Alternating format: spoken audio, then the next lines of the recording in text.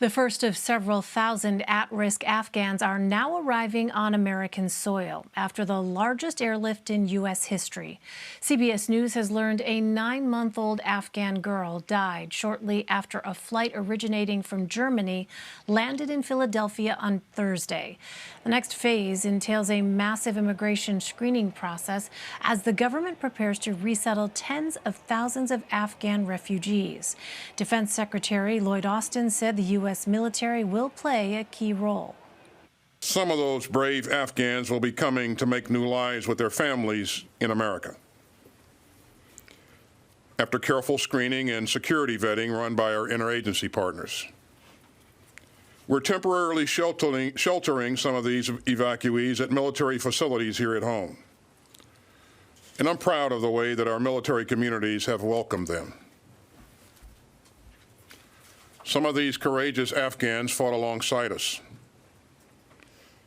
And they and their families have more than earned their places in the land of the free and the home of the brave. And welcoming these Afghans isn't just about what they've done. It's about who we are.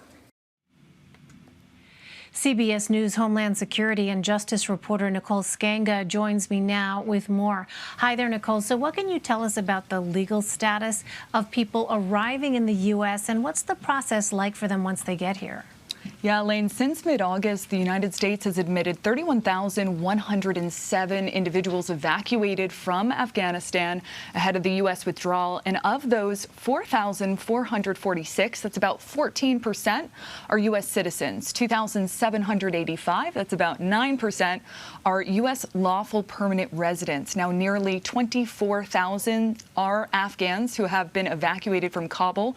These numbers as of Thursday morning. Now, the administration has yet to provide a breakdown to us on how many Afghans have been admitted with special immigrant visas versus how many have been paroled in by Homeland Security Secretary Alejandro Mayorkas's humanitarian parole authority. But we are learning more about their arduous journey into the United States. You mentioned it, a 9-year-old girl on a plane carrying Afghan evacuees died on Wednesday after arriving at Philadelphia airport with her father. According to U.S. officials, this is the first known death 9-month-old. Nicole, is that correct? That's correct, a 9-month-old. And the Department of Defense has told us the girl was flying on a C-17, flying from Germany to Philadelphia International Airport when she became unresponsive. We also know that nearly 20,000 at-risk Afghans are being housed at 8 military sites across the country that will temporarily play host to them. U.S. resettlement agencies, meanwhile, using hotels and even Airbnb locations, Elaine, to house some of these Afghans at risk. As far as their legal status is concerned, the State Department is creating sort of an ad hoc 90-day program to provide those admitted through humanitarian parole some social benefits, things like cash, legal services, housing, food, and HHS is working to create another program to cover medical expenses of Afghan parolees on a temporary basis. And Nicole, you've reported on the small number of individuals flagged for screening during the vetting process. What can you tell us about them? Yeah, Elaine, U.S. Customs and Border Protection have encountered what they call a very small number of individuals who have been flagged for concern, including those who have been denied entry into the United States, CBS News has learned.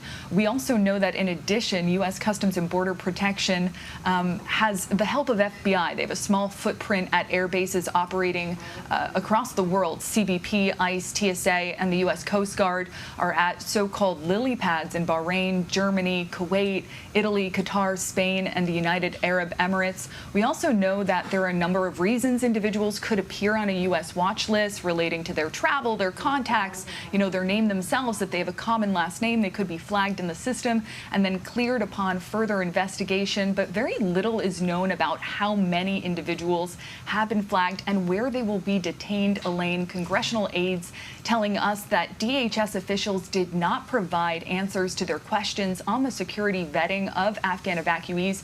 During a briefing that happened yesterday, congressional staff asked DHS representatives to provide a number of Afghan evacuees who have been flagged, to explain what happens to these people, and none of their questions were answered.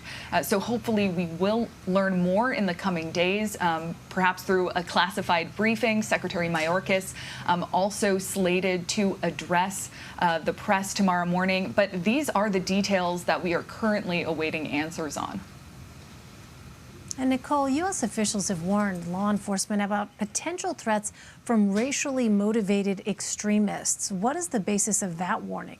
Yeah, DHS is actually tracking a series of threats, including a possible threat to the safety of Afghan evacuees stemming from racially motivated violent extremists, both white supremacists and anti-government groups purporting the Great Replacement theory. And they've sprung up online following the relocation of Afghans to the United States. This, according to U.S. law enforcement officials I've spoken with, pushing false claims that resettlement of at-risk Afghan evacuees would contribute to loss of control and authority by the white race. Meanwhile, I'm speaking with U.S. refugee advocates, and they worry about some of the anti-Muslim sentiments they saw in the post-9/11 era resurfacing after the mass evacuation efforts here. We also know that at airports currently accepting and processing these evacuees, Dulles and Philadelphia, armed police have been assigned to protect the perimeter of processing areas as a precaution, Elaine.